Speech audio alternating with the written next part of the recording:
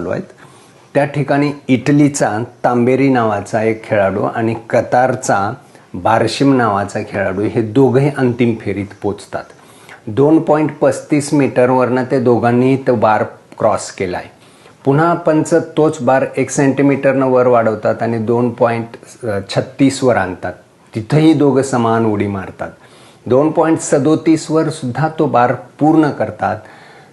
तेवढ्यात जो इटलीचा तांबेरी आहे त्याच्या पायाला दुखापत होते आणि तो म्हणतो की बस मी याच्या पुढची उडी मारणार नाही आणि तो नकार देतो. आता हा कतारचा जो बारशिम आहे त्या बारशिमच्या पुढे आव्हानच नसतं. त्याच्यापुढं कोणीही स्पर्धक नसतो. तो एकटाच उरलेला असतो आणि त्यानं फक्त एक उडी मारायचं आहे आणि त्यानं सुवर्णपदक जिंकायचं असतं. पण त्याच्या डोक्यात विचार येतो की अरे कोणी स्पर्धक नसताना पराक्रम गाजवणं, पदक